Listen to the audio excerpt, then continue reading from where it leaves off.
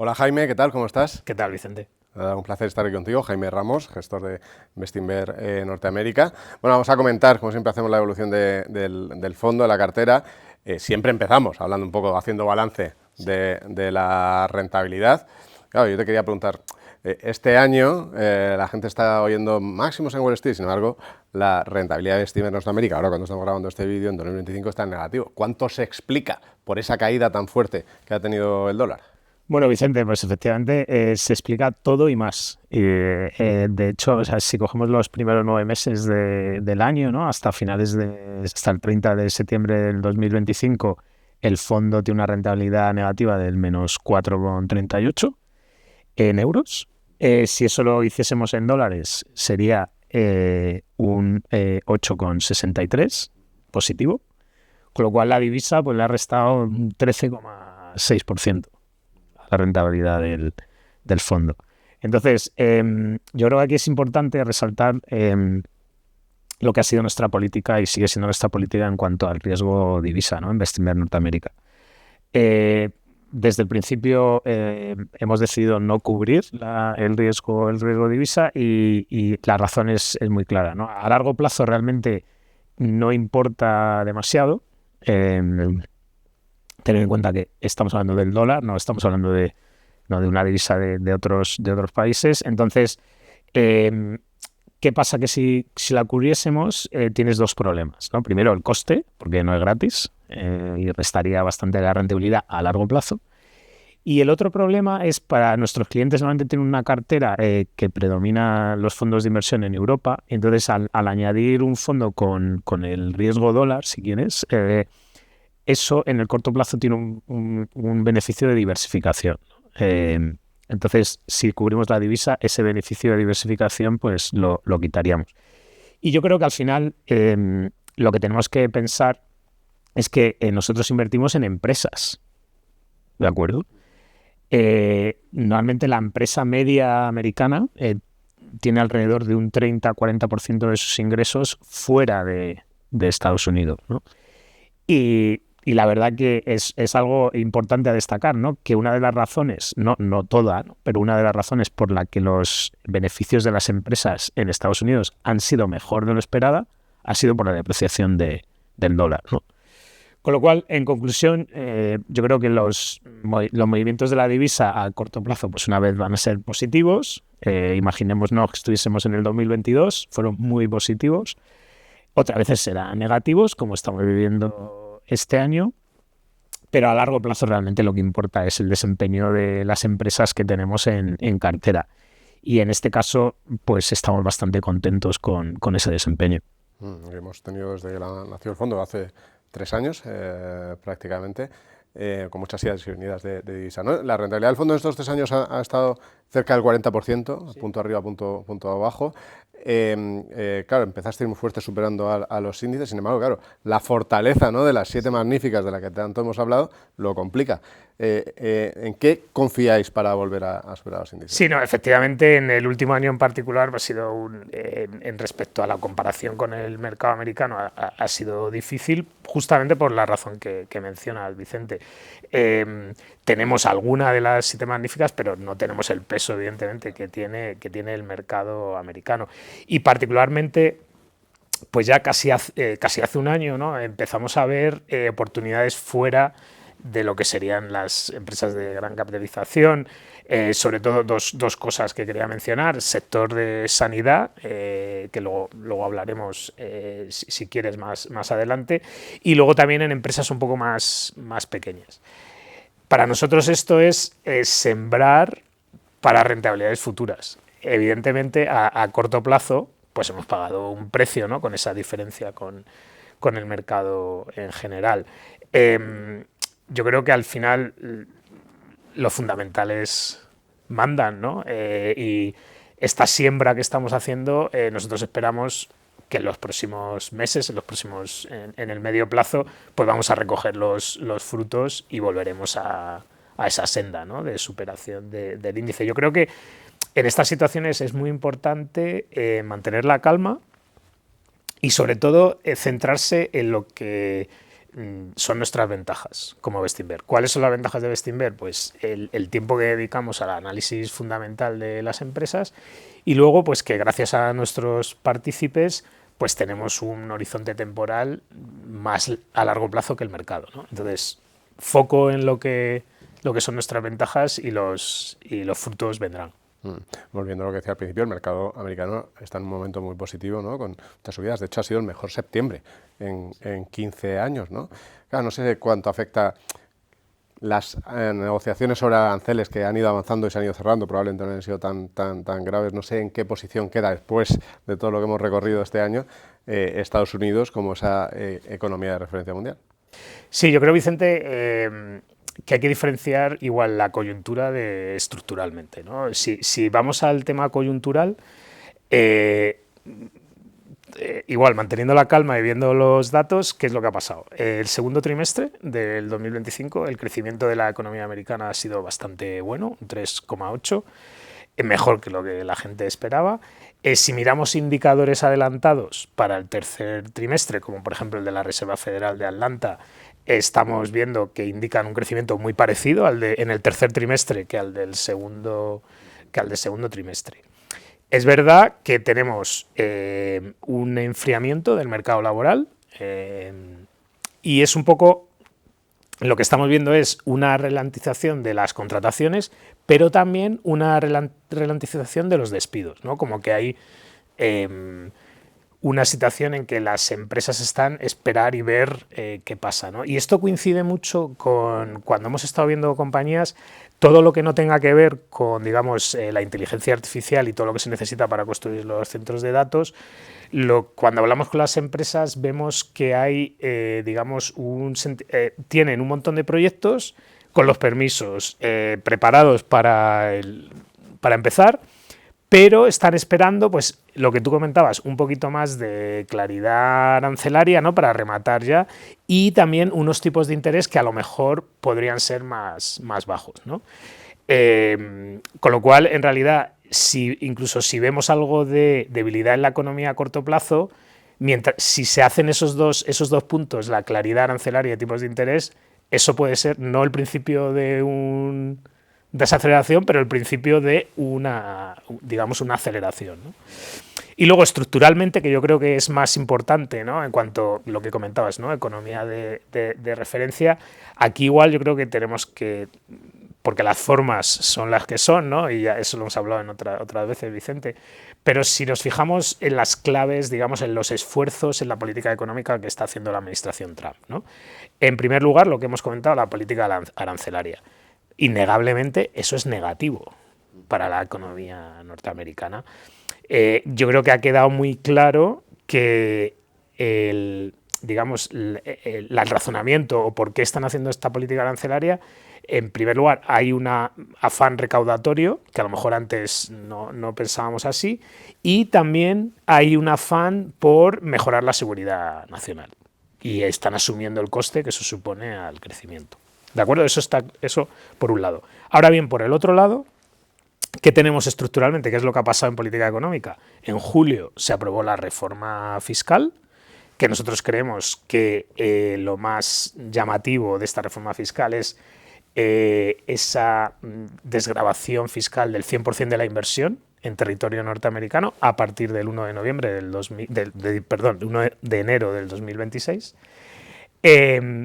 Y por el otro lado, tenemos una política industrial muy activa, que normalmente no ha tenido Estados Unidos. Y entonces esa política industrial, además, hace mucha publicidad de ella, ¿no? Y yo invito a la gente a que vaya a la página web de la Casa Blanca, ¿no? Y ahí tiene uno un listado de todos los proyectos que se han anunciado. Evidentemente no somos tan ingenuos como para tomar ese número a pie de la letra, ¿no? De hecho, la última vez que lo chequeé, estábamos hablando de 9 trillones de dólares de anuncios de inversión.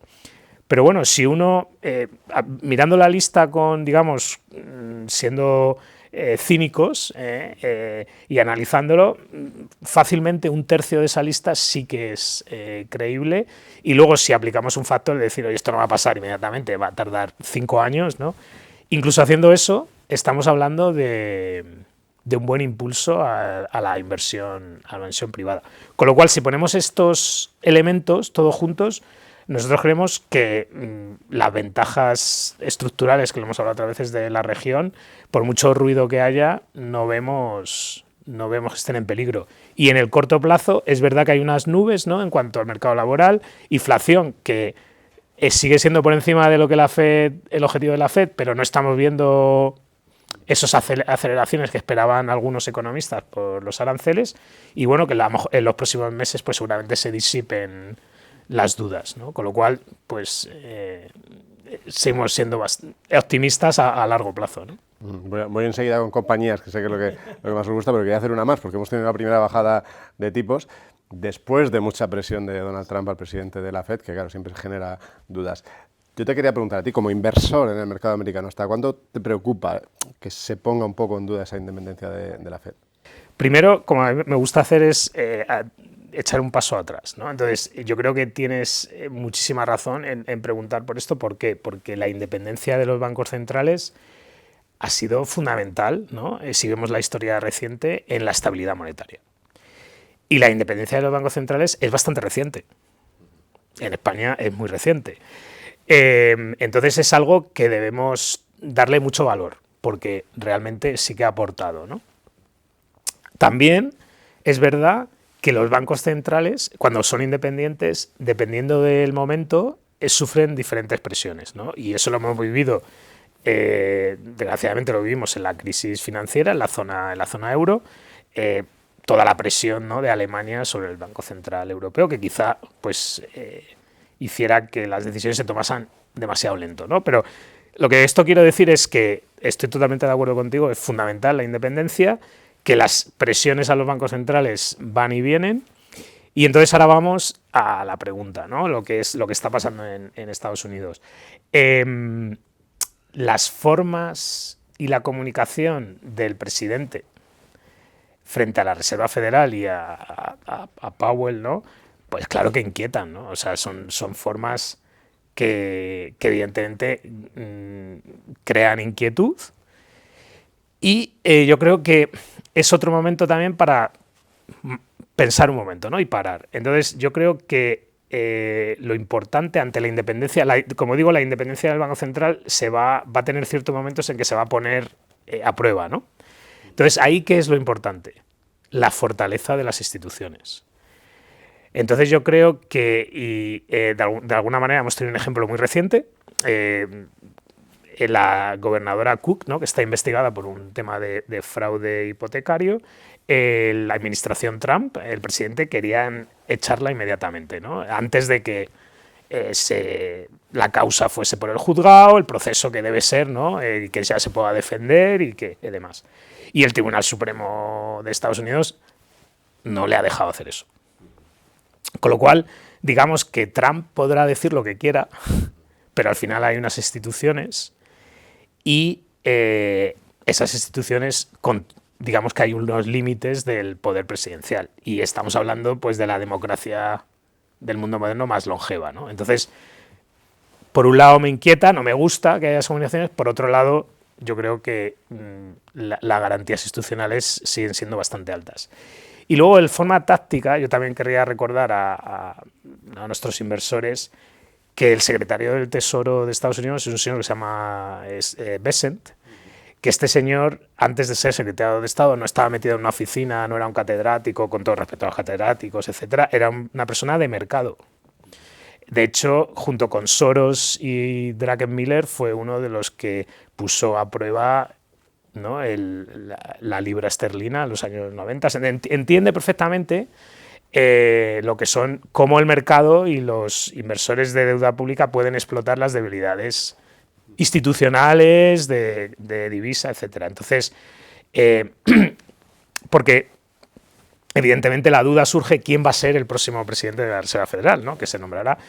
Y yo creo que en la administración Trump, la gente a su alrededor entiende perfectamente las consecuencias de minar la credibilidad de esa institución, ¿no?, porque evidentemente saben que el coste de la deuda subiría bastante. Con lo cual, fortaleza institucional en cuanto a a largo plazo, y en el corto plazo yo creo que tenemos un secretario del Tesoro que entiende perfectamente y que es capaz de si quieres, poner esto en un contexto, ¿no? Vamos a hablar de compañías. Te quería preguntar una. Fíjate, esta entrevista estamos repasando 3 años, que te pregunté hace 2 años, pero 2 es que años, sí. este último trimestre yo creo que ha sido donde lleva todo el año, pero este último año la acción lo ha hecho este trimestre lo ha hecho especialmente bien, que es Oracle. Sí. Oracle, que hace entonces, cuando me contaste el caso de inversión, estaba un poco como Sí. algo viejo ya, ¿no?, dentro del mundo de la tecnología, y ahora todo lo contrario, ha multiplicado por 4 desde que hablamos entonces. Claro, después de una subida así, ¿cómo ha evolucionado el caso de inversión? ¿Ha cumplido ya todo el potencial? Sí, no, efectivamente, en el 2023 hablamos de ello, ¿no? Y de hecho la tesis de inversión también la pusimos en una de las cartas trimestrales. Y en ese momento, que además estaba repasando las notas, ¿no? Digamos que nuestra tesis era que Oracle iba a ser el cuarto jugador en discordia en computación en la nube por la oportunidad que le daba la inteligencia artificial, ¿no? Y es verdad que esto se ha cumplido, ¿no? Digamos que además es curioso, ¿no?, porque lo que se anunció, los números, ¿no?, detrás del contrato con OpenAI se anunciaron hace poco, como tú bien dices, que fue cuando la acción subió más de un 30%, pero sabíamos de hace ya tiempo que Oracle era parte del proyecto de Stargate, ¿no? Y el mercado, pues bueno, no quiso verlo. Hemos aprovechado esta subida última para reducir la posición a la mitad.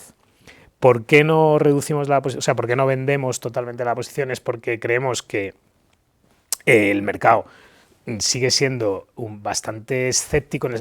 Nosotros siempre, nuestra guía son los fundamentales. Entonces, para mí la clave son nuestras estimaciones más altas que el mercado, y en este caso siguen siendo más altas, y sí que hay un nivel de escepticismo porque evidentemente el número que publicaron del contrato con OpenAI es tan grande que a la gente le cuesta, no lo ve creíble, ¿no? Entonces nosotros creemos que en los próximos meses puede haber puntos de información que hagan ese número más creíble, ¿no? Entonces, aún tomando beneficios, pero todavía creemos que hay recorrido.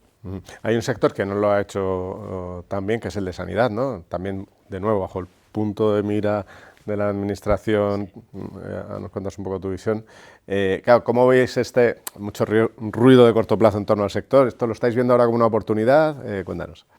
Pues sí, no, el sector de la sanidad, digamos que cuando ganó Trump las elecciones fue como la puntilla ya, ¿no? Porque veníamos de, como yo digo, la resaca del COVID, ¿no?, que muchas de las compañías hicieron un exceso de beneficios, que el mercado no supo ver cuánto era eso, cuánto no. Y luego tuvimos casi continúa eso, la desaceleración en China, que China había llegado a ser un mercado que muchas empresas más del 20% de los ingresos y mucho más del crecimiento, ¿no? Tanto cambios por la debilidad de la economía, pero también cambios regulatorios. Y ya claro, cuando Trump ganó las elecciones y confirmó su elección de ministro de Sanidad, y bueno, y todo lo que hemos en cuanto a aranceles y lo que se hablaba de precio de medicamentos, etcétera, pues eso ha hecho que el sector pues ha llegado, bueno, de hecho sigue en mínimos de 15 años, ¿no? Entonces nosotros durante este verano hemos sido más agresivos en aumentar la posición al sector, y en diferentes partes, ¿no? Por un lado, en farma biotecnología, pues hemos reforzado las posiciones en Vertex y en Regeneron. En instrumentos hemos también reforzado posiciones en Thermo Fisher, e incluso hemos añadido nuevos nombres, como por ejemplo General Electric Healthcare, ¿no? ¿Por qué estamos muy positivos? Porque creemos que aquí se dan dos circunstancias muy interesantes. Una es que el sector, mientras que ha tenido ese momentum bastante negativo que el mercado odia, y por eso lo ha hecho mal, ha acelerado la inversión en innovación, ¿vale? Entonces ahora llegamos a un momento en el que tienes la combinación de ese momentum, si quieres, alta probabilidad de un cambio de tendencia, ¿no?, de que ya deja de ser tan negativo los resultados de las empresas, y además empezamos a a recoger los frutos de esa aceleración de inversión en la innovación, ¿no? Y bueno, lo negativo que está el mercado lo hemos visto estas últimas semanas, ¿no? Que por fin hay claridad en cuanto a la política de la administración, que como siempre, como estuvimos acostumbrados, hay ¿no? Perro ladrador, poco mordedor, ¿no? O sea, los detalles de la política sanitaria tampoco han sido tan malos y hemos visto muy poco tiempo, ¿vale? Pero en las últimas semanas una reacción muy agresiva al alza, ¿no? Entonces yo creo que eso lo que demuestra es la negatividad enorme que hay en los precios del sector y la verdad que estamos bastante optimistas. Nos has comentado, Laura, en el sector habéis hecho algunas compras, en el conjunto de la cartera nos puedes contar qué otros movimientos habéis hecho, tanto entradas como salidas o reducciones o incrementos. Pues sí, en el sector financiero hemos empezado a tomar posiciones en algunos bancos regionales, porque ahí vemos que es un segmento que se va a beneficiar bastante de las políticas de la administración, ¿no? Pues tienes por un lado desregulación y por otro lado toda esa política industrial bastante activa que hemos comentado, pues a los bancos regionales les impulsa bastante su negocio, su negocio de activos, ¿no? Luego, en el sector industrial hemos reducido algunas posiciones porque ahí hay una bifurcación enorme, pero en partes del sector industrial el mercado está muy optimista, ¿no? Entonces, esas valoraciones, pues hemos decidido, ¿no? Pues, que es mejor reducir. Y luego también quería comentar, porque todo el mundo habla de tecnología, pero hay partes de tecnología que lo han hecho fatal, ¿no? Y una de ellas ha sido software. ¿Qué es lo que ha pasado aquí? Que el mercado, o sea, con la inteligencia artificial, los costes de programación para hacer un software nuevo, para que nos entendamos, han bajado de una manera importante, ¿no? Entonces el mercado está muy nervioso porque cree que las barreras de entrada al sector están bajando. Entonces ahí hemos aprovechado bajadas bastante importantes, como por ejemplo de Synopsys, que la hemos incorporado en la cartera. Y además nosotros tenemos una visión un poco bastante diferente al mercado. Pensamos que las barreras de entrada en realidad no es que el software, la programación, el código del software, si quieres. La barrera de entrada es la relación que tienes con el cliente, la distribución, y la realidad es de que es los altos costes de cambiar de proveedor de software. Entonces, si tenemos empresas que traten medianamente bien a sus clientes y que les den nuevos avances, va a ser muy difícil desplazar a los actuales empresas, ¿no? Entonces yo creo que el mercado está mirándolo del coste marginal de programación y nosotros creemos que lo importante es realmente los costes de transición y la relación con esos clientes, ¿no? Entonces hemos aprovechado y hemos aumentado en ese sector. Muy bien, para terminar, si te parece, ¿qué mensaje darías a los inversores desde el punto de vista del potencial de la cartera para los próximos años? Sí, pues yo por un lado quería dar un mensaje de tranquilidad, ¿de acuerdo? Porque hay mucho ruido, sé que hay formas de la administración que no gustan y eso pone nervioso a muchos inversores y yo creo que, como hemos comentado, tanto en el corto plazo como en el largo plazo, nosotros no vemos ningún peligro y de hecho creemos que las ventajas de la región se refuerzan, ¿no? con lo que está pasando. Ya sé que parece que no, con muchos de los titulares, pero eso es la realidad, ¿no?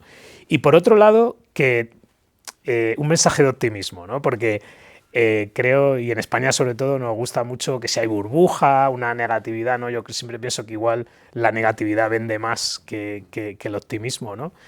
Y yo quería, primero, la gente que habla de burbuja es la misma gente que hablaba de burbuja hace un año, hace dos. Entonces nosotros somos humildes, o sea, evidentemente algún año acertarán, pero nosotros pensamos que el riesgo mayor es no estar invertido, ¿de acuerdo?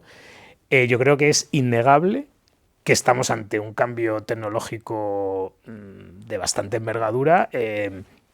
Yo creo que es más parecido a una revolución. La gente se empeña en comparar con Internet, con el .com.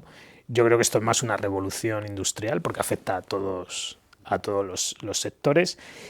Y lo más importante es lo que genera una mejora de la productividad enorme, ¿no? Entonces, cuando hay mejoras de productividad, se produce no solo una aceleración del crecimiento, pero un crecimiento más sano y sostenible, ¿no?